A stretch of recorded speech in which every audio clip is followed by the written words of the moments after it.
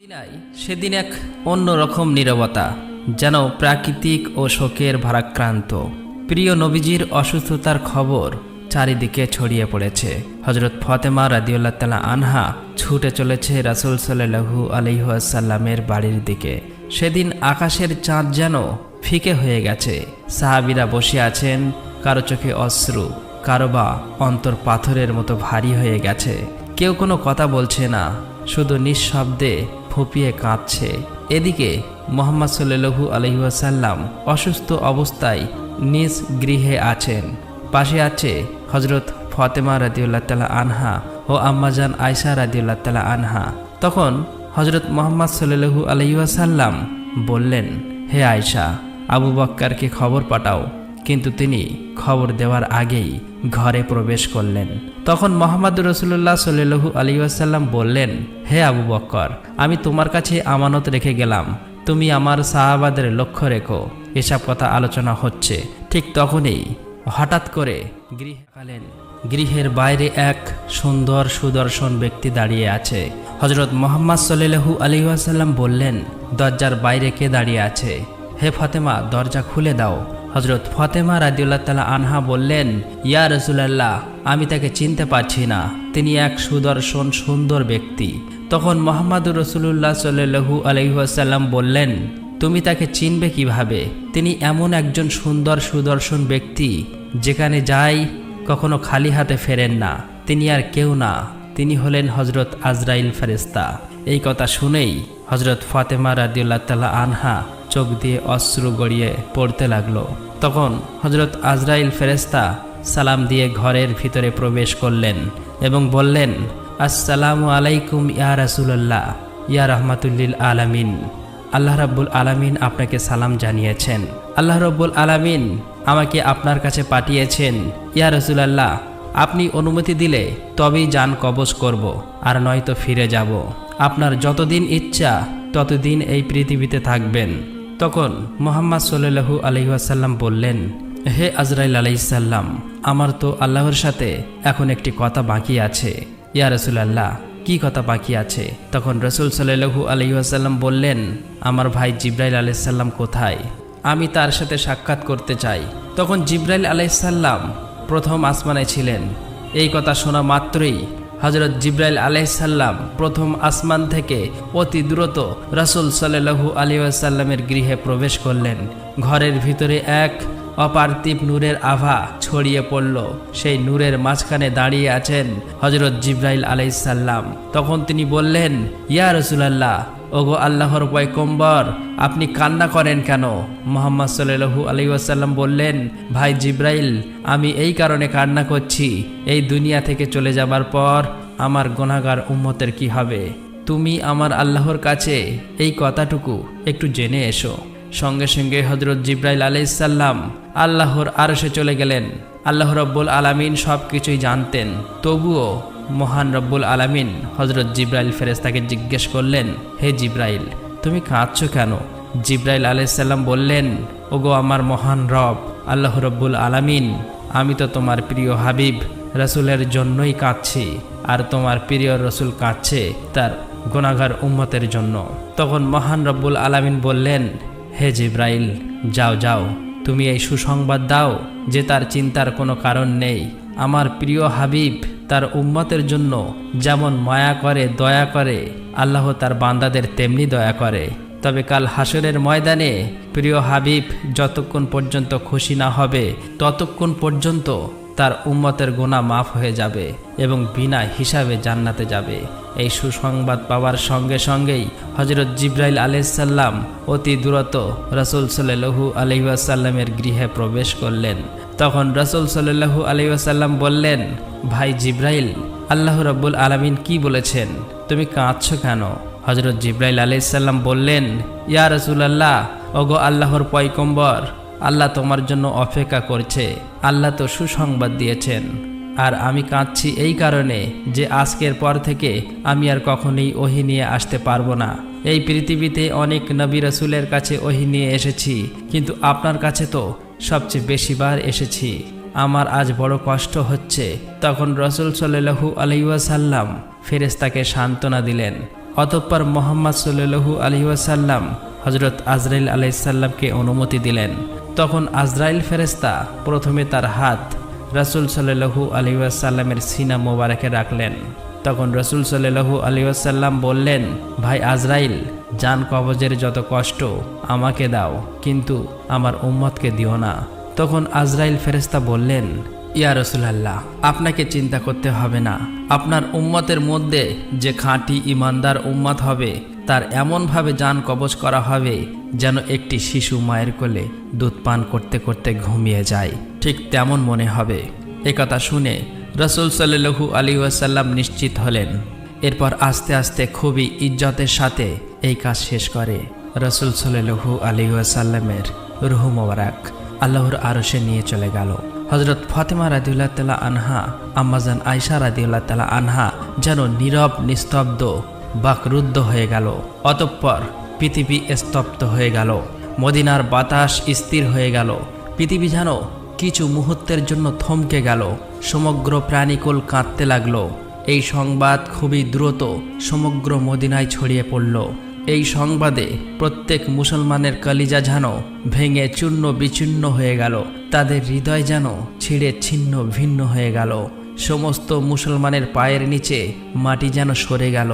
দয়ার নবী হযরত মুহাম্মদ সাল্লাল্লাহু আলাইহি ওয়াসাল্লামের ভক্তবিন্দু, আজীবনের সঙ্গী এবং সহচরগণ যারা তাকে নিজের প্রাণের চেয়েও বেশি ভালোবাসতেন, তারা দয়ার নবী হযরত মুহাম্মদ সাল্লাল্লাহু আলাইহি ওয়াসাল্লামের এই সংবাদে অনেকেই বাকরুদ্ধ হয়ে গেল। আবার কেউ বা কচি শিশুর মতো হাউ মাউ করে কাঁদতে শুরু করলেন। একজন সাহাবী আব্দুল ইবনে আব্বাস রাদিয়াল্লাহু তাআলা আনহু এই সংবাদ শুনে শোকের দুঃখে কষ্ট সহ্য করতে না পেরে প্রাণ ত্যাগ করলেন।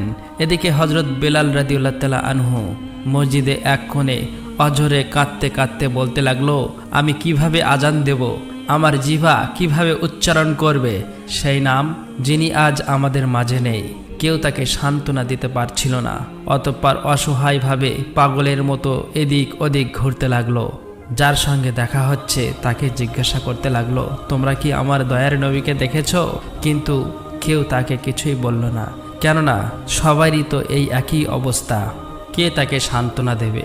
এদিকে এই খবর হযরত ওমর রাদিয়াল্লাহু তাআলা আনহুর কানে পৌঁছালো। হযরত ওমর রাদিয়াল্লাহু তাআলা আনহুর মতো জ্ঞানী বিচক্ষণ সাহাবী অঝরে কাঁদতে কাঁদতে তলোয়ার উঠিয়ে বললেন, আমার দয়ার নবী কখনোই ইন্তেকাল করতে পারে না। যে বলবে আমাদের প্রিয় নবী রাসূল সাল্লাল্লাহু আলাইহি ওয়াসাল্লাম মারা গেছে, তাকে তলোয়ার দিয়ে দ্বিখণ্ডিত করে দেব। তিনি আমাদের ছেড়ে যাননি, তিনি আমাদের মাঝেই আছেন। সেই সময় হযরত আবু বকর রাদিয়াল্লাহু তাআলা আনহু সেখানে এসে বললেন, হে মদিনার মানুষ, তোমরা জেনে রাখো, শুধুমাত্র আল্লাহ চিরঞ্জীব, তিনি কখনোই মারা যান না। তিনি মহান, তিনি সর্বশ্রেষ্ঠ। এই পৃথিবীতে যত নবী রাসূল এসেছে সবাই একদিন মৃত্যুর স্বাদ গ্রহণ করতে হয়েছে, তেমনি আমাদের রাসূল সাল্লাল্লাহু আলাইহি ওয়াসাল্লাম আজ সেই স্বাদ গ্রহণ করেছে। তবে তিনি তো বেঁচে আছেন তার পবিত্র কর্মে আমাদের হৃদয়ে। অতঃপর প্রতিটি সাহাবী ফুঁপিয়ে ফুঁপিয়ে কাঁদতে লাগলেন। সেদিন মদিনার বাতাস ভারী হয়ে গেল। মদিনার অলিতে গলিতে কান্নার আওয়াজ ভেসে আসতে লাগলো। নারীরা তাদের ঘর থেকে বেরিয়ে এলেন। শিশুরা ভয়ে মায়ের আঁচল চেপে ধরল। পুরুষরা একে অপরের দিকে নিস্তব্ধ হয়ে তাকিয়েছিলেন। কেউ যেন বুঝতেই পারছিল না এই বিশাল শূন্যতা কিভাবে পূরণ হবে। সেদিন শুধু মানুষ কাঁদেনি, কেঁদেছিল এই জমিন, এই আসমান, এই প্রাণীকুল। মদিনার আকাশ যেন সেদিন নিস্তব্ধ হয়ে গেল। অতঃপর হযরত আবু বকর রাদিয়াল্লাহু তাআলা আনহু ধীরে ধীরে প্রিয় নবীজির গৃহের দিকে এগোতে লাগলেন। গৃহে প্রবেশ করতেই তিনি দেখলেন এক অলৌকিক প্রশান্তিতে ভরে আছে, যেন এখানেই জান্নাতের সুবাস মিশে আছে। তখন সবাই একপাশে দাঁড়িয়ে কাঁদছিলেন। তিনি বলে উঠলেন, আজ পৃথিবী থেকে সবচেয়ে দয়ার মানুষটি চলে গেলেন, আমরা কিভাবে তার স্মৃতি ছাড়া বেঁচে থাকব। তারপর হযরত আবু বকর রাদিয়াল্লাহু তাআলা আনহু রাসূল সাল্লাল্লাহু আলাইহি ওয়াসাল্লামের পবিত্র মুখখানা উন্মুক্ত করে একখানা চুম্বন করলেন এবং কাঁদতে কাঁদতে বললেন, হে আল্লাহর রাসূল, আমার মাতা পিতা আপনার উপর কুরবান হোক। আপনার জীবন যেমন পবিত্র, আপনার মৃত্যু তেমন পবিত্র। আল্লাহর শপথ, দ্বিতীয়বার আপনার আর কোনো মৃত্যু ঘটবে না, আর কোনো মৃত্যু আপনাকে স্পর্শ করতে পারবে না। অতঃপর হজরত আবু বকর রাদিয়াল্লাহু তাআলা আনহু ঘর থেকে বেরিয়ে আসলেন।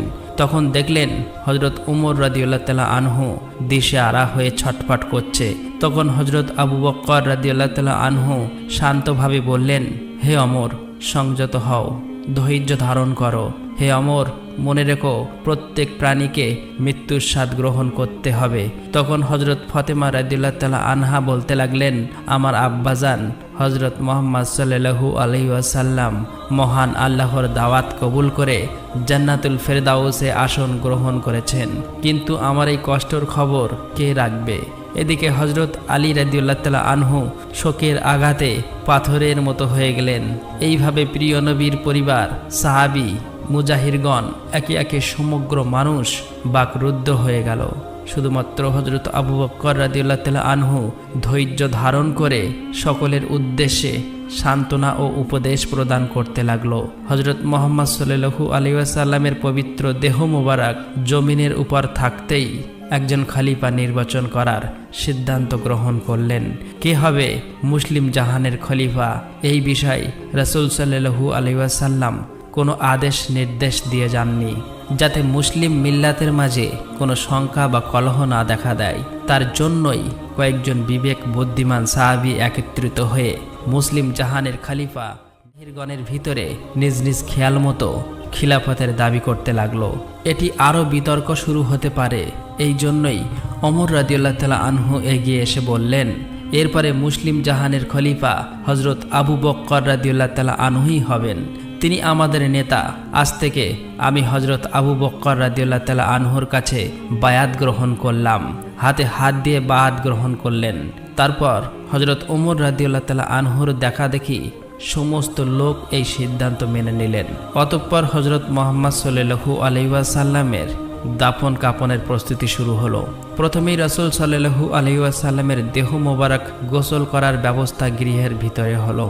গোসল দেওয়ার জন্য সাহাবীরা এগিয়ে এলো। তারা সকলেই বলতে লাগলো, আল্লাহর কসম, আমরা অনুভব করলাম নবীজি সাল্লাল্লাহু আলাইহি ওয়াসাল্লামের দেহ থেকে সুগন্ধ ছড়িয়ে পড়ছিল।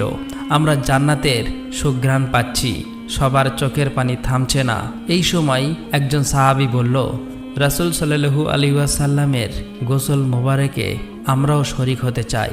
হজরত উসামা ইবনে জায়েদ রাদিয়াল্লাহু তাআলা আনহু গোসলের জন্য পানি আনলেন।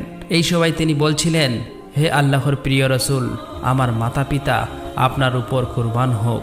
আপনার পরলোক গমনে আমরা এমন জিনিস হারালাম যা আর কোনোদিনই ফিরে পাবো না। আজ থেকে সব ওহির দরজা বন্ধ হয়ে গেল। ইয়া রাসূলুল্লাহ, আজকের দিনটি বিশ্ববাসীর জন্য এক বিশাল শোক বার্তা। হজরত আলী রাদিয়াল্লাহু তাআলা আনহু এবং হজরত আব্বাস রাদিয়াল্লাহু তাআলা আনহু প্রিয় রাসূল সাল্লাল্লাহু আলাইহি ওয়াসাল্লামের পবিত্র দেহ মোবারক গোসল করাতে লাগলেন।